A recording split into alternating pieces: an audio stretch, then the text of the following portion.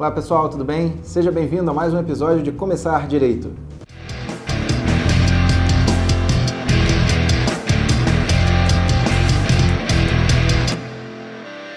Olá gente, tudo bem? Hoje eu quero falar com vocês sobre um tema que é muito recorrente na prática criminal forense. É um tema que é pouco debatido porque, de um modo geral, os advogados tentam evitar que isso aconteça. Também é pouco debatido porque poucos administradores, agentes públicos, servidores públicos, funcionários, poucas pessoas que trabalham para a administração pública admitem que essa hipótese eventualmente aconteça. Hoje nós vamos falar um pouco de abuso de autoridade e qual é o posicionamento que nós, advogados, devemos ter diante de uma situação como essa. O abuso de autoridade não é um tema novo, né? A lei, desde a década de 60, já prevê algumas hipóteses em que alguns juízes, promotores, autoridade policial, eventualmente cometem determinados excessos e esses excessos vão culminar numa tipificação que é considerada abuso por aquela autoridade ali. E aí esse abuso de autoridade, ele é punido conforme a lei. Então você tem lá advertência, repreensão, demissão a bem de serviço. Enfim, a lei ela engloba lá uma série de punições administrativas que podem ser acumuladas também com sanções judiciais, tanto civil quanto penal. Agora, na prática, como é que os advogados lidam com isso? De um modo geral, o advogado criminalista ele vai se deparar com um embate, normalmente de cara com a autoridade policial, sobretudo quando ele vai atuar e o cliente dele é preso em flagrante, ou então ele precisa fazer uma visita na delegacia e às vezes precisa requerer alguma coisa, precisa conversar com o cliente e tudo mais. Dependendo do posicionamento da autoridade policial, ela pode estar cometendo um abuso de autoridade naquele momento ali. Eu já falei em vídeos anteriores sobre algumas dificuldades que o advogado criminalista enfrenta na delegacia. Algumas dificuldades são superáveis facilmente com um telefonema para a corregedoria ou para a ouvidoria ou alguma coisa nesse sentido. Mas existem certas hipóteses, quando elas transcendem um certo limite, você pode estar diante de um abuso de autoridade. Por exemplo, se a autoridade policial resolve simplesmente manter preso um cliente seu sem qualquer justificativa, porque ele entende, num entendimento totalmente fora de contexto, ele entende que pode fazer aquilo, ele está cometendo um abuso de autoridade naquela hipótese ali. Mesma coisa, como já aconteceu, já via acontecer, o promotor de justiça muitas das vezes tentando coagir a testemunha de defesa, tentando fazer perguntas, pressionando, claramente tentando colocar medo numa testemunha, para que ela, na verdade, se sentisse desestabilizada e não pudesse prestar o depoimento corretamente. Isso também pode ser considerado um abuso de autoridade. O pior abuso de todos, na minha opinião, é o que ocorre às vezes com juízes. Não é uma coisa muito recorrente, mas infelizmente às vezes acontece. Ainda há pouco eu estava vendo aqui um vídeo sobre um comentário que o Sérgio Moro fez, né, o juiz federal que está envolvido lá, que está julgando a Lava Jato e tudo mais, e cria muita comoção. E ele fez um comentário curioso, que ele disse o seguinte, que na verdade ele temia que a alteração do Código de Processo Penal, ou melhor, a alteração da lei de abuso de autoridade, eu falei do Código de Processo Penal porque eles estão na comissão para analisar a alteração do CPP nesse momento. Então, mas aí dentro disso ele falou sobre a lei do abuso de autoridade e ele temia que isso pudesse fazer com que os juízes ficassem receosos em tomar decisões e que eventualmente essas decisões poderiam favorecer gente que é economicamente poderosa e tudo mais. Eu até entendo o que o Sérgio Moro quis dizer aí, acho até que a gente pode concordar com isso sim, mas a gente sabe também que a realidade prática é que existe um certo corporativismo entre os juízes. Isso aí infelizmente é uma verdade, eu não tenho medo de falar isso. A verdade é que há um certo protecionismo, né? Enfim, no sentido de querer salvaguardar, porque ninguém quer ver um colega numa condição que amanhã ou depois ele mesmo pode estar. Eu não estou falando de maneira geral.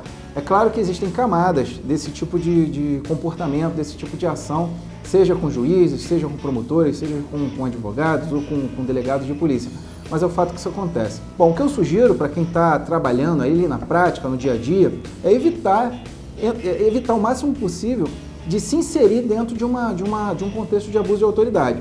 Se você perceber que a coisa está transcendendo, que está indo muito para fora do limite, o que você tem que tentar fazer é buscar os meios necessários, ou seja, os órgãos que têm hierarquicamente poder sobre aquele agente ali e tentar se comunicar o mais rápido possível com esses órgãos para tentar afastar o abuso da autoridade ali que está ocorrendo naquele momento, entendeu? Então é preciso tomar muito cuidado com isso. Existem advogados também que tem uma visão meio distorcida das coisas. Veja bem, embora você esteja tentando agir na forma da lei, se o outro lado, ainda que seja uma autoridade policial, um promotor, um juiz, não estiver agindo no lado da lei, e você tentar ir num confronto com ele, você tentar bater de frente com ele, há uma tendência da coisa colapsar e cair para cima de você. Porque infelizmente, na prática, quando você liga para a OAB e chama os delegados para vir te ajudar, nem sempre eles estão disponíveis ou eventualmente a gente pode ter uma interpretação diferente e entender que aquela situação não é tão emergencial assim. E aí você vai ficar lá sozinho por sua conta.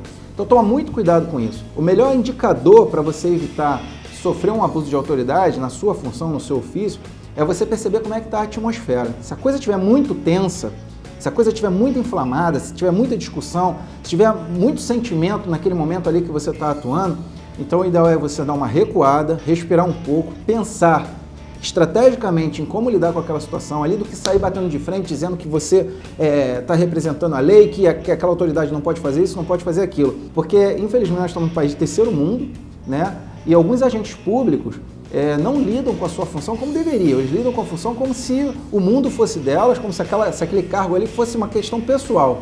E você, como advogado, pé no chão, você não pode levar isso para o lado pessoal. Entendeu, gente?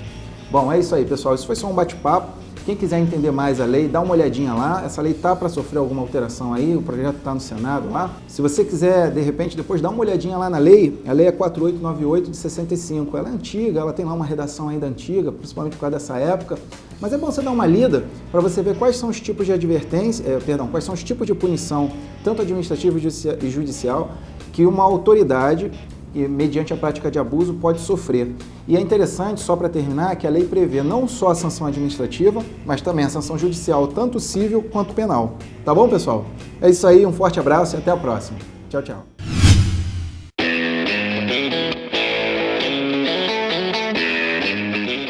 E aí, gente, sejam bem-vindos a mais um Papo Legal, o quadro de perguntas e respostas aqui do Começar Direito.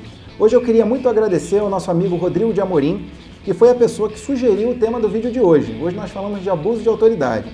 O Rodrigo ele sugeriu que eu falasse do abuso de autoridade policial, mas eu acabei falando um pouco mais, tá, Rodrigo? Mas foi graças à sua sugestão que nós tivemos inspiração para fazer o vídeo de hoje. E é um tema muito importante porque acontece toda hora na prática penal forense, tá bom? Um forte abraço para você, meu amigo. Muito obrigado. A gente tem uma pergunta aqui também do Yuri Silva. O Yuri Silva ele está me fazendo a seguinte pergunta. Ele está dizendo que ele agradece a gente, ele tem uma dúvida, começou recentemente na advocacia, parabéns, Yuri, é isso aí, entendeu? Ele diz que ele é mais uma pessoa apaixonada por direito penal. Todo mundo se apaixona pelo direito penal, pouca gente casa com ele, né? Aí ele fala que percebe que muitos profissionais que atuam nessa área vêm se queixando, dizendo que está muito difícil, né, financeiramente, e aí ele me pergunta se isso procede. Olha, Yuri, procede.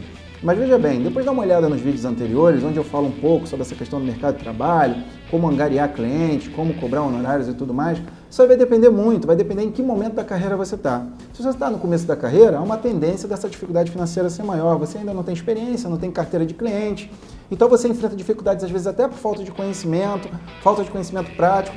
Então tudo isso aí acaba dificultando um pouco você se desenvolver como profissional no sentido de angariar aí grandes honorários e coisas e pretensões financeiras um pouco mais ambiciosas. Mas isso é muito normal.